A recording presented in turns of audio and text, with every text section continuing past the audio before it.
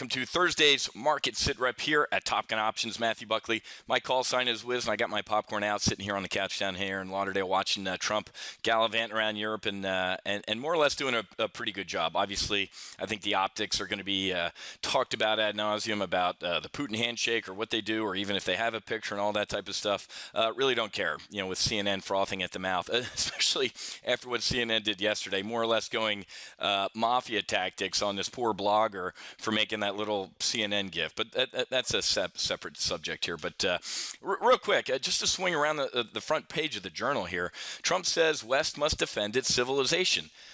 Duh. What is this, like breaking news? But it is almost to the rest of the world. Look at what is happening to Europe, folks. The cancer known as radical Islam, or even Islam, folks, to be brutally honest with you, is infecting Europe, and it's a cancer. And it's got to be cut right now. So it is a battle of civilizations, folks. And the liberals in this country just have you believe that we're going to roll over and play dead. Ain't going to happen on his watch. This headline troubles me, guys. When will the U.S. be in the range of North Korean missiles? So what's this have to do with the market? Everything. Yeah, we had let me get operational real quick. Yeah, we had an ADP disappoint. No manufacturing jobs gained in June. So, guys, I give Trump credit as much as I give him crap. So if this was a blowout ADP number, he would have been tweeting. So where is he talking about the weak manufacturing jobs today? He ain't. So, you know, that's you got to give the good with the bad. So the market's giving a little bit back today, not only on manufacturing jobs, but a little bit of a drop in tech shares. But folks, you know, even with about a 1% in the tech shares falling about 1%. The S&P is up 15% for the year. Okay, so that's not too shabby. But this is kind of it's a risk off type of day, or I'm sorry, risk on, because the president said, hey, severe options. And what's her name? Haley, our United Nations ambassador, the South Carolina former governor there. I think she and Ivanka would be the best female first lady, or I'm sorry, president, vice president. But yesterday she said, hey, man, military options are on the table, and that's most likely the way we're going here. So severe options. This is the type of guy who, when he said Syria crossed a red line with him, he ain't no Obama, folks. Within, 24 hours, 59 cruise missiles hit Syrian air bases. So the market needs to wake up for this. I've been monitoring this for months here at TGO, not months, years. And these chickens are coming home to roost, so to speak. Obama's in action, George Bush is in action, and Bill Clinton's in action. Or actually, their actions, giving the dude food and money, have brought us to this point, and it's going to get a hell of a lot uglier before it gets better. So the front page of the Journal asking when can a missile reach the U.S. homeland? Hey, Journal, let's assume it's today.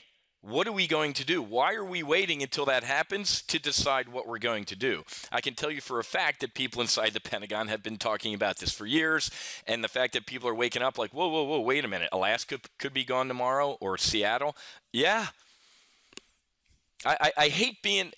And again, if you want a signed copy of my book, shoot us an email to support at Top Gun Options. But in my book, you should not have "I told you so" moments.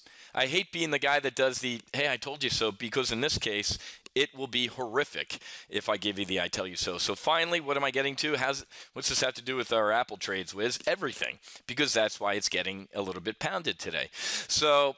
The North Korea thing is going to be on the front burner, folks. I don't care about MSNBC, CNN covering a Putin handshake or collusion. So CNN, get this, folks. CNN in 3 hours can find a blogger who made that GIF and threaten him. But in 12 months, they can't find any collusion between Trump and Russia. Suck on that one. So here we go. Today the stocks are just taking a little bit of a breather, folks. This isn't my Fred Sanford, the big one, Elizabeth. All of these moments have been BTFD. I mean, the Dow and the S&P are off their lows of the day, and the VIX was up. How are we looking at the VIX? It was up like 10, 12%. I mean, it's up 9%. Nice little spike in vol. So here's our resting heart rate around 10, and we get these little freak out moments, and then we come back, folks. I would not get short vol at this point. Last week when we had this spike, I said I'd get short vol, and that would have been a quick in and out trade. I don't day trade vol with my portfolios. That's something you do on your own time. I wouldn't get short vol here, folks, with the North Korean thing. Whether it's a handful of cruise missiles and a surgical strike to kill the dude or a SEAL team, it's coming to a head soon. I don't think we'll be talking about this in a couple months. So do not get short vol. If anything, I think the trade would be to get long vol. So weak ADP. Weak U.S. factory orders yesterday. Here's the one green shoot I'd like to talk to you about. U.S. oil producers find a surprise new market. China. Obviously, China is I think, the largest oil importer in the world, but it's buying nearly 100,000 barrels of oil a day from the U.S., and that's getting a little higher. Okay? And that's mainly before this 2 years after Congress lifted a 40-year export ban to China.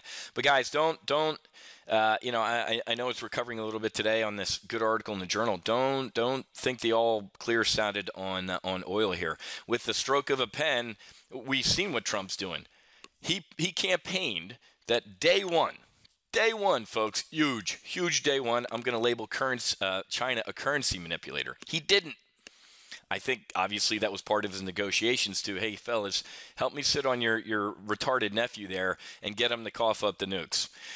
Didn't work. Now he's got a lot of push, folks. He's got a lot of push from oil to currency manipulator to sanctioning financial companies in China.